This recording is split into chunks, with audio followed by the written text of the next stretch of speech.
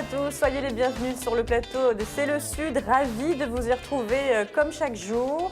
D'autant plus qu'aujourd'hui, nous allons vous faire découvrir un lieu absolument exceptionnel. Imaginez un château du XVe siècle niché au cœur du 11e arrondissement de Marseille qui abrite depuis peu une collection dédiée à la période post-graffiti d'artistes new-yorkais des années 80. On va vous expliquer tout ça avec Caroline Pozzo di Borgo. Bonjour Caroline. Bonjour. Bienvenue sur ce plateau. Merci. C'est un plaisir de vous recevoir. Alors on va découvrir avec vous ce lieu dans quelques instants. Le lieu qui a ouvert ses portes il y a peu de temps, hein. C'était oui, quand ? Il a ouvert le 25 juin. Voilà, c'est c'est assez récent. tout récent. Et vous pourrez le visiter. On va vous donner envie d'aller rencontrer Caroline et ses œuvres. On retrouvera également Marie-Blanche Cordoue avec sa sélection littéraire de la semaine. Marie-Blanche, voilà, toujours fidèle au poste. Et elle est là, elle ne manque jamais à l'appel. Catherine Fructus, chaque jeudi. Ah oui, elle est à Faune, on ne vous l'a pas dit. Donc on sait pas, on va faire la chronique en langage des signes. Alors voilà, écoutez... Vous savez comment on dit bonjour en langage des signes? Non, mais j'adore. Ma petite fille apprend ça à la crèche en ce Je trouve moment. ça génial. Bonjour Catherine. Bonjour à tous, bonjour à tous. Bonjour à tous, Voilà. alors je vais essayer de parler, Oui, mais je vais faire ce que je peux. c'est une première, hein, Catherine Fructus Oui, sans parce voix. qu'en général, je hurle, vous me dites Non, tout le c'est temps pas que que je vous hurlez, hurle. c'est que vous aimez bien parler. Donc, Oui, mais ça ne ouais. va pas m'empêcher de parler, attendez, c'est Non. pas parce que j'ai plus de voix que je vais m'arrêter de parler. On hein. va y arriver. Non, mais surtout que voilà, le post-graffiti, moi, Vous adorez. je craque. Je crois que vous êtes devenue une experte en la matière. Eh ben écoutez, je crois bien que oui, mais peut-être que Caroline, c'est ça? Oui. Que Caroline Va tout nous expliquer. va tout nous Je expliquer. vous rassure. Alors, juste pour finir sur votre sujet du jour, ce sera les cheveux, comment en prendre soin surtout, mais les conserver en pleine forme. Oui, parce qu'on n'en parle finalement pas souvent. On en a parlé il y a quelques temps parce que c'est l'automne, Ouais. et donc après l'été, etc. Mais on ne parle pas vraiment des soins tout simples. On va vous faire une petite recette à base de qui miel, ne vous allez coûtent voir. rien et qui sont excessivement efficaces. Moi, je le fais avec mes petits-enfants, ils se régalent. Ouais. Et on a des super cheveux. Bon, génial. Très bien. Voilà pour le programme. Allez, on va repartir donc sur ce lieu, le château de Forbin. Alors, je le disais, Caroline, c'est une belle demeure hein, à Saint-Marcel. Oui, c'est tout ça, à fait. dans le 11e. Et depuis juin, vous y avez installé votre collection. Alors, c'est vraiment votre collection personnelle. Oui, tout à fait. De post-graffiti. Alors déjà, pour les personnes qui nous écoutent, quelle est la différence entre le graffiti et le post-graffiti? Donc post en anglais, après. Hein. Donc le post-graffiti a été créé par des artistes, par des très jeunes artistes, au début des années 70 à New York. Ce sont tous des artistes qui ont commencé dans la rue, qui étaient vandales. Donc peu à peu, ils sont passés de la rue à la toile. En revanche, le street art sont des œuvres qui sont réalisées spécifiquement dans la rue pour rester dans la rue. Donc c'est vraiment la différence. Post-graffiti, un travail d'atelier. Street art, un travail de rue. D'accord. Alors vous, qu'est-ce qui vous a passionné? Comment vous êtes arrivé à justement collectionner ce type d'œuvre vraiment propre à ce courant artistique, le post-graffiti? Alors, on a commencé avec mon mari, puisqu'on collectionne tous les deux, le post-graffiti depuis environ une quinzaine d'années. Donc lui était déjà collectionneur d'art contemporain, donc peu à peu, j'ai réussi à le faire évoluer vers le post-graffiti. Et ce qui est très intéressant dans ce courant artistique, outre ce qu'on peut voir donc, sur les toiles, c'est la façon que ces toiles ont été créées et réalisées. Donc, par ces artistes avec un médium de prédilection qui est la bombe aérosol. Parce Oui. que toutes ces toiles, notamment les toiles des années 80, ont été réalisées avec donc, une bombe aérosol sans travail préparatoire sur la toile. Donc, c'est une technique qui est spécifique. À main levée. À main levée, exactement. Donc, ils avaient une toile vierge, une toile blanche, et ils faisaient directement leur réalisation sur toile, avec, suivant les artistes, soit des toiles posées au mur pour les réaliser, soit au sol. Alors pour eux, c'est quand même une approche extrêmement différente que de passer de train new-yorkais ou de mur à la toile et à l'atelier, au travail d'atelier. C'est une transition qui n'a pas dû être forcément facile, non Non, alors elle n'a pas pour été tous évidente pour tous. Donc certains ont réussi cette transition, d'autres ont tenté et ont très vite abandonné. En revanche, ceux qui ont décidé de continuer dans cette voie ont fait évoluer leur technique tout le long de ces années, donc à partir des années 80, ils continuent à la faire évoluer encore de nos jours. Et au départ, ils étaient réunis en atelier ensemble. Donc il y avait par exemple l'atelier de Sam Esses, qui était un mécène assez important à New York. Et donc au départ, forcément, ils maîtrisaient les techniques dans la rue, mais ils ne les maîtrisaient pas sur toile. Donc ils se sont donné des petits conseils, ils se sont donné des petites techniques en disant, bah voilà, toi tu as réussi à faire ça comme ça, donc moi je vais te donner cette technique pour essayer de faire ça comme ça. Et donc au départ, c'était vraiment un travail de groupe. groupe, et c'est ce qui est très intéressant aussi dans le mouvement, c'est que c'est un vrai mouvement. Les artistes ne sont pas seuls au départ, ils travaillent ensemble, ils partagent des aventures aussi bien en atelier que dans la rue ensemble. Voilà, on voit par exemple Alors, Lady oui, Pink. Dites-nous un petit peu ce qu'on voit. Donc, Lady Pink, c'est ma copine. Une femme, Lady votre Pink, copine, c'est une vous des, avez, j'adore. Catherine C'est une J'adore. des artistes du mouvement qui est considérée comme un homme, entre guillemets, je dis considérée comme un homme, donc elle se dit Artistiquement féministe. parlant, du coup Artistiquement parlant, oui, Ouais. parce que c'est vrai qu'il n'est pas du tout facile de manier la bombe aérosol. On dit qu'il faut à peu près 5 ans avec 5 heures de pratique quotidienne pour arriver à faire ce qu'on veut à la bombe aérosol. Donc là, typiquement, il n'y a aucun travail sur toile, donc elle est allée directement sur la toile. Surtout que voilà, il n'y a pas de pochoir, hein, on Il le y a rien rappelle, du tout. c'est vraiment Non, non, un il y a travail une- à main levée c'est qui travail à main s'improvise, levée. sur la Donc, toile. elle voulait aller dans les dépôts avec les garçons, donc forcément, ce n'était pas un lieu pour les femmes, surtout dans ces années-là. Et elle s'est dit que ce n'est pas parce que c'était une femme qu'elle n'allait pas réussir à utiliser la bombe aérosol comme un homme, donc elle a travaillé, et au final, elle a pu aller dans les dépôts avec eux, elle a pu aller faire des trains d'une façon illégale, et ensuite elle est rentrée en atelier. Elle a été reconnue par ses pairs. Elle a été et reconnue par ses acceptée. pairs et acceptée totalement. Les femmes sont rares, non, dans cet univers? Très rare, Ouais. extrêmement rare. C'est vrai que c'est un milieu qui est typiquement masculin. Il y a certes, notamment dans le passage de la rue à la toile, c'est une des seules qui ait fait la transition. D'accord. Il y a, à notre époque, maintenant, il y a des graffeuses, il y a beaucoup de graffeuses, il y a beaucoup d'artistes qui travaillent dans la rue, mais à cette époque-là, il n'y en avait pas tant que ça. Catherine.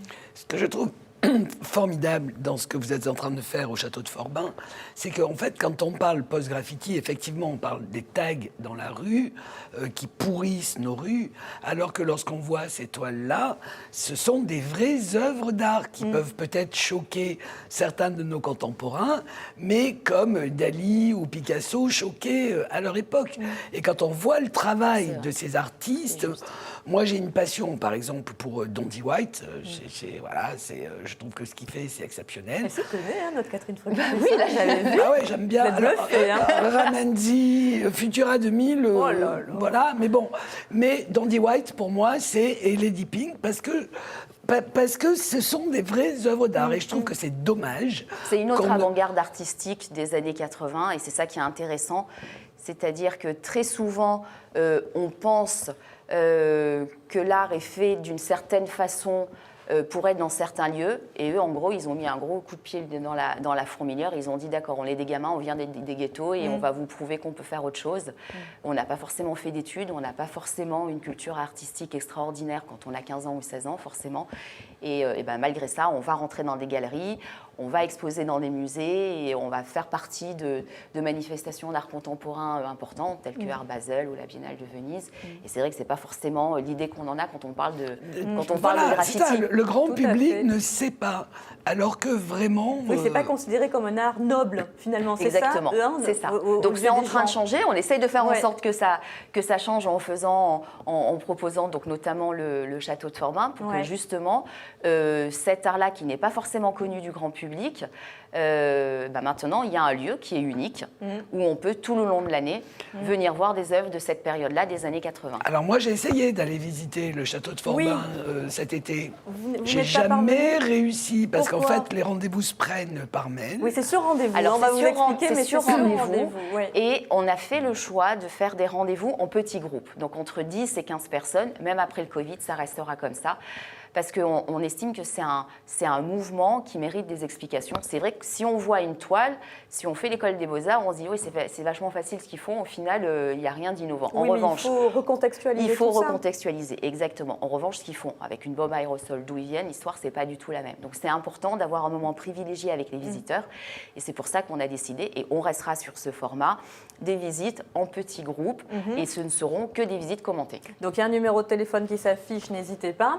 Et alors Caroline, du coup, le graffiti, ou le post-graffiti, a évolué au fil des années. Pourquoi vous vous focalisez uniquement sur cette période-là? Parce que je dois être vintage, je pense. Non, peut-être parce que ce sont les pionniers, c'est ça qui vous intéresse? Oui, c'est ça. C'est Ouais. vraiment les pionniers.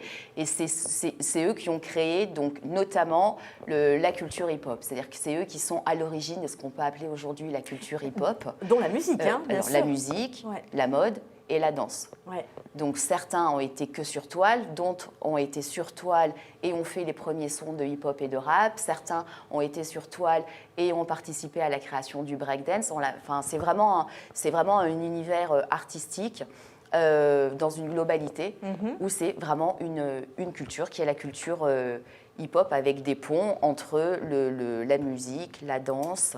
Là, on voit par exemple Ramelzy qui a été un des premiers à faire les sons de rap duck, comme on dit. Donc, il parle un peu comme ça avec le nez. Donc il y a des ponts avec ces artistes. Donc forcément, au départ, ils n'étaient pas dans le rap et le hip-hop parce que ça n'existait pas.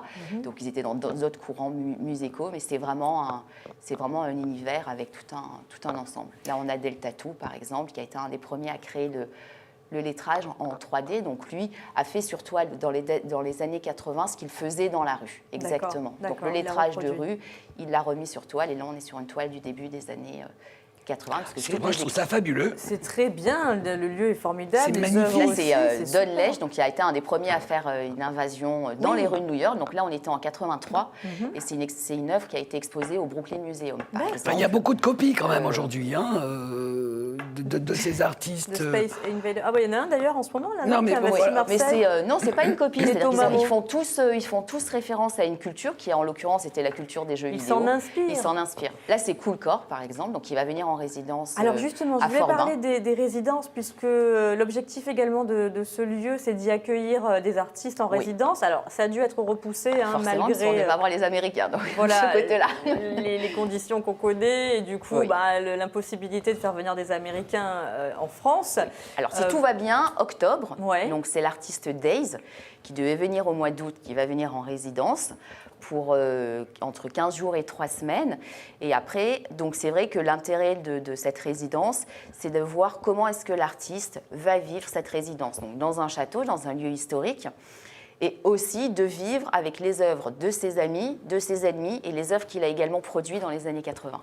Donc c'est vrai que ça va être une confrontation à ce niveau-là. Donc voir comment est-ce qu'ils vont... On l'espère, on croise les doigts. On espère. Normalement, si tout va bien, mi-octobre, il est là. Juste repoussé et vous accueillerez régulièrement des artistes. Vous pouvez retrouver les informations du château de Forbin sur le site qui lui est dédié.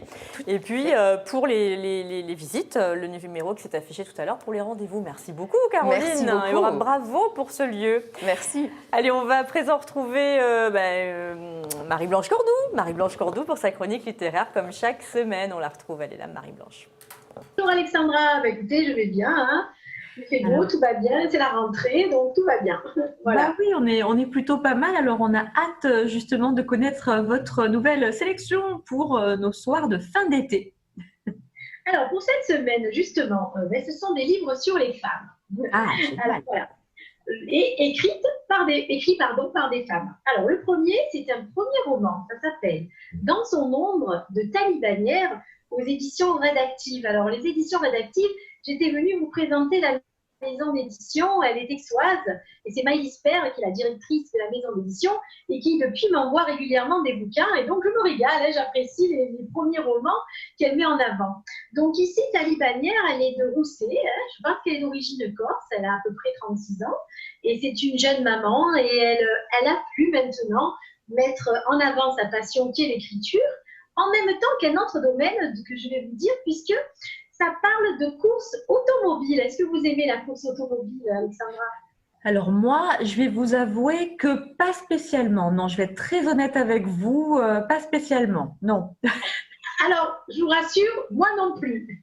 Mais donc, je suis rentrée dans les quelques pages du livre en me disant « Ah bon, qu'est-ce que c'est ?» Donc, ce sont deux jeunes femmes, deux passionnées de course automobile et qui font donc une course amateur qui se rencontrent. Il y a Linda et Sarah, et elles sont toutes les deux au top de la course automobile et elles vont être recrutées par une grande écurie pour justement mettre en avant la promotion des voitures. Et on est dans un monde qui m'était complètement étranger et j'ai appris des tas de choses, comment dépasser sur la course, comment freiner, comment prendre son véhicule, etc. Mais au milieu de ça, il y a deux femmes et donc deux histoires avec Linda qui est donc l'héroïne du livre, qui est un peu timide, un peu une adolescente on va dire, c'est-à-dire qu'elle a une vingtaine d'années, elle est encore avec ses potes et puis en même temps elle va rentrer dans le monde adulte puisqu'elle est embauchée dans cette écurie. Et puis il y a sa rivale Sarah qui elle est au top du top et qui met tout en avant pour toujours garder la première marche du podium. Donc, elles sont très rivales et Sarah est vraiment d'une jalousie féroce pour Linda Donc, elles sont en compétition toutes les deux. Et puis, elles se font… Surtout, Sarah fait beaucoup de crasse à Linda. Donc, il y a une ambiance assez pesante comme ça. Et on se demande pourquoi elle l'a prise en grippe. Donc, il y a cette relation qui va tourner vers l'ambigu. Et finalement, donc, dans ce livre qui part sur une histoire de ces deux jeunes compétitives, comment on va dire, ces deux jeunes… Compétitrices voilà, compétitrices qui ont vraiment envie de gagner, qui ont envie d'avancer, eh bien, on va finir par une intrigue. Et une intrigue déroutante qui amène une suite et qui donne encore plus de couleur à ce titre qui s'appelle Dans son ombre. Alors, je vous invite à le lire parce que c'est un roman très bien écrit, captivant et qui nous entraîne dans ce monde inconnu dans lequel finalement on se laisse porter. Hein, c'est bien écrit, c'est agréable. Dans son ombre de Tali Bagnères, donc aux éditions Rédactives. Voilà, oui, puis c'est vrai que c'est un monde très masculin finalement, la course automobile. Donc pour une fois, c'est bien de le voir sous l'angle féminin, puisque bon, il y a peu de, je connais pas moi de coureuses, je sais pas si on dit comme ça, mais automobile. Je connais que des hommes et on voit toujours des hommes à la télé. Et tout à fait. Moi, mon mari qui est passionné devant sa télé, et malheureusement, j'ai des dimanches après-midi endiablés de course automobile. Je me suis dit, oh non, pitié. Et finalement, j'ai adoré. Donc, ça va. C'est génial. Donc, je le recommande vivement. Hein. Okay. Et puis, vous pouvez le trouver dans toutes les librairies aixoises. Hein. Sachez que cette éditrice, elle met tout en place. Les livres sont de plus en plus partout dans toutes les librairies. Voilà. On passe à un autre livre d'un style différent, un livre de développement personnel. Alors, je m'adresse à toutes les jeunes femmes de 30-40 ans qui, malheureusement, accumulent les déceptions amoureuses, qui se demandent comment ça se fait qu'elles n'arrivent pas à trouver l'homme idéal. Alors, écoutez-moi, mesdames, mesdemoiselles, vous allez lire ce livre et je vous garantis qu'après, vous allez trouver l'amour et le garder. Ça s'appelle « Rendez dingue tous les hommes ». Voilà. Alors, il y aurait la recette dans ce livre pour attraper l'homme idéal. C'est pas mal, ça, dites donc. Ah, écoutez, moi, j'ai lu. Alors, je me suis remise en question en me disant, ah bon, ah mais oui, ah ben d'accord. Donc, c'est Samantha Propiglia. Elle est de Sainte-Maxime, cette dame. Elle est conseillère matrimoniale et en fait, elle dit qu'elle est love coach, c'est-à-dire coach de l'amour. Voilà. Et donc, dans ce manuel, elle nous donne des tas de conseils. En fait, elle fait un bilan. Elle recueille des témoignages de jeunes femmes, bons ou mauvais. Et à partir de ces témoignages, elle essaye de déchiffrer ce qui n'allait pas ou ce qui allait pour nous donner vraiment tous les conseils qu'on pourrait attendre pour justement être au mieux. Alors, attention, ce n'est pas un relooking. Voilà, on n'est pas, attention, il faut sortir. Mais moi, je dirais c'est un relooking intérieur, c'est-à-dire qu'on va aller chercher à l'intérieur de soi ce qui ne va pas. Voilà. Et ce qui va aussi, le mettre en avant.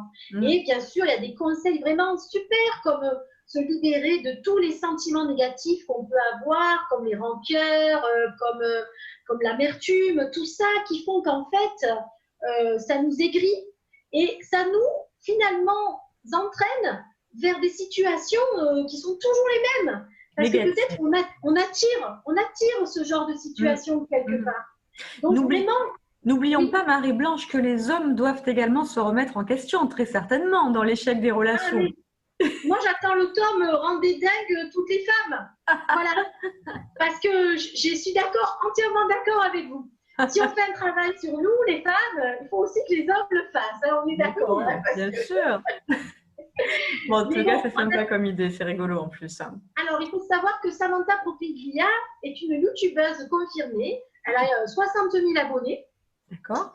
Et elle met des vidéos régulièrement, tous les jours, où elle donne des conseils sur des petits sujets comme ça que l'on peut retrouver dans son livre. Voilà. C'est vraiment un condensé de tout ça. Et on a vraiment des conseils fantastiques. Moi, je dis, avec…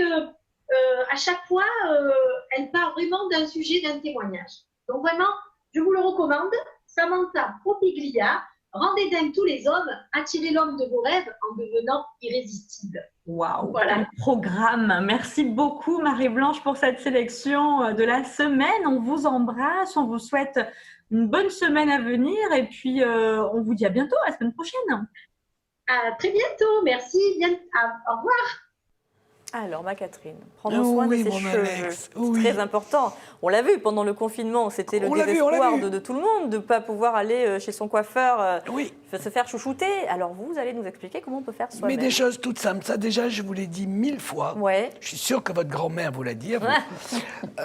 On se brosse les cheveux minimum 2 minutes le soir avec une brosse en sanglier. Oui, Et moi j'en ai une moyennant en sanglier, quoi, je vous on rassure. a, et en plus elle dure toute une vie. Alors, pas le sanglier entier, hein, Non, que la brosse, les que les poils poils. de sanglier. Les poils de sanglier. Brosse en sanglier. Les poils de sanglier. Et donc, elle va durer toute une vie, cette brosse. Oui, c'est vrai. Et, oui. et je vous assure, ça enlève les poussières, les trucs, les machins. Et si on se brosse tous les soirs, à 120 ans, on a encore des cheveux... j'aimerais pas Caroline, y vous avez votre brosse en poils de sanglier? Non, pas encore, mais vu les explications, je crois que je vais en acheter une tout de suite. Oui. Avec ma magnifique chevelure. Moi, je suis sûre que votre mère vous en a offert une, mais que vous l'avez perdue. À mon avis, je l'ai perdu. Hein. Ou alors, c'est peut-être ma fille qui me l'a volée. Hein. Donc, brosse de sanglier. Oui. Ensuite, le jaune d'œuf. Ah, Alors, le jaune d'œuf, comme le célèbre shampoing ancestral, là, qu'il y a dans les supermarchés à base de jaune d'œuf, qui promeut ça, justement, c'est activement. Mais absolument, sauf que là, il y a plein de produits chimiques et plein de trucs, alors que nous allons prendre simplement un jaune d'œuf, c'est tout. Alors, il aide à la pousse en plus, et il revigore le cuir chevelu. Donc là, ma foi, on le passe sur le cuir chevelu, on masse délicatement, car l'école de Salers, on est quand même là au Moyen-Âge, considérait que les cheveux, on doit les masser quand on applique des produits, mais éviter de faire des frictions. D'accord. Oui, il paraît que d'ailleurs, quand on sort de la douche ou du bain, c'est pas très bon de frictionner les cheveux C'est pour très les mauvais. sécher. C'est Ouais. très mauvais. Pourquoi? Alors, Ça puisque casse vous la dites fibre ça, donc je vais changer le sens Ah, de ce que mince, je voulais pardon. vous dire. Mais les cheveux secs Ouais. détestent l'humidité et détestent être mouillés. D'accord. Donc, que ça soit dans la piscine, dans la mer ou sous la douche, On met le bonnet. par exemple, on met la Charlotte. Voilà.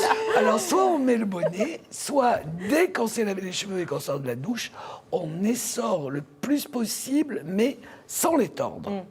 Donc, je ne sais plus où j'en étais. Le jaune d'œuf. Oui. Donc, le jaune d'œuf, on masse là, on rince à l'eau tiède, bien sûr. D'accord. Ensuite, quand je vous le disais, il y a quelques années, tout le monde souriait, sauf que maintenant, tout ceci est tendance. On va investir dans de la saponaire. Ça se trouve où? Dans les Chez les herboristes ou à la pharmacie. saponaires. Ou dans la campagne. C'est Ça- une mauvaise herbe Ah oui, oui. qu'on a plutôt tendance à arracher qu'à récupérer précieusement. Ouais. Et cette saponaire, à la fois, va nous permettre de faire un shampoing magique, D'accord. mais elle va également nous permettre de faire notre gel douche ou Savon. notre savon. Savon, Alors, en fait, ça saponaire, vient de là ça vient de... Donc, ça veut dire qu'elle contient de la saponine, Ouais. donc ça va un petit peu mousser. D'accord. C'est de là Donc, que vient le mot savon, C'est certainement. de là que vient le mot savon, absolument. Regardez comme elle est belle, Elle est notre jolie, en petite plus. saponaire. Ouais, elle est jolie. Alors, la saponaire, je suis vraiment désolée, ça doit être très désagréable. Pas du tout, pas du tout. On souffre Donc, pour vous. on prend 50 grammes à peu près, hein, vous savez Oui. que c'est toujours 50 grammes de saponaire, qu'on fait bouillir dans 1 litre d'eau 5 minutes. On éteint, on met un couvercle. Quand c'est froid, on filtre et on conserve en bouteille 4 ou 5 jours. Et alors, on rince les cheveux avec ça? Donc, cette Ah non, saponaire, ça on mousse, va vous disiez. l'employer exactement comme un shampoing. D'accord, ok. Mais exactement pareil, ça qu'on mouille les cheveux, on met un peu de saponaire, voilà. Là, là. Et ça permet de les renforcer ou de Ça permet, les purifier? ça permet de les laver déjà, D'accord. puisque c'est quand même l'objet d'un savon, Mais sans produits chimiques. sans aucun ajout, produit chimique. En plus, ça fait des cheveux tout doux, tout jolis. Et bien sûr, on n'oublie pas notre fameux rinçage au vinaigre. Parce que celui-là, en plus pour les enfants, une cuillère à soupe de vinaigre dans 1 litre d'eau en dernier eau de rinçage, ça veut dire qu'après on ne re-rince plus. Quel vinaigre, Catherine? Un vinaigre de vin? Moi, vinaigre- j'emploie du vinaigre de vin. D'accord. Moi, j'emploie tout bêtement du vinaigre de vin. Et en plus, l'époux et les lentes détestent ça. Ah oui, donc c'est bien pour les enfants. Alors, si, scolarisés. comme Carmen ou la belle Othello, ça veut dire que si on est vraiment très brun, on peut aussi remplacer notre petite saponaire par du bois de Panama. Alors, le bois de Panama, c'est un petit arbuste assez joli d'ailleurs. Et ce bois de Panama va faire des reflets bruns. Donc ça, c'est surtout pas les blondes qui utilisent le bois de Panama. Mais c'est pareil. Même recette que pour le shampoing à la saponnaire. C'est pareil, 50 grammes, 1 litre d'eau. Et là, ça va être un shampoing magique, sans oublier notre petit rinçage au vinaigre. On peut aussi, si on a des soucis de cheveux qui sont un peu mous, un peu pas très en forme, là, on prend un bol, on casse un jaune d'œuf, on rajoute un verre à vin d'infusion de saponnaire, on tourne et on fait un shampoing. Et là, vous m'en donnerez des nouvelles. Et j'ai bien sûr pas eu le temps de vous parler des rinçages. La prochaine fois. Et surtout, allez chercher dans votre livre quelque chose pour la voix. J'y vais tout de suite. Merci beaucoup Caroline, merci Catherine. Merci. Vos livres sont affichés. Et je rappelle, enfin non, on ne l'a pas dit, mais le château de Forbin sera ouvert pour les journées du patrimoine. Exactement. Donc le week-end prochain, Oui. 19-20. Toujours sur rendez-vous. Toujours sur rendez-vous. Toujours sur rendez-vous pour les visites commentées. Au même numéro. Merci même numéro. beaucoup. Allez, à Merci à demain. vous. On n'a pas le temps pour le teasing. On fera ça demain. Ce sera la surprise. Bonne journée. Ciao, ciao.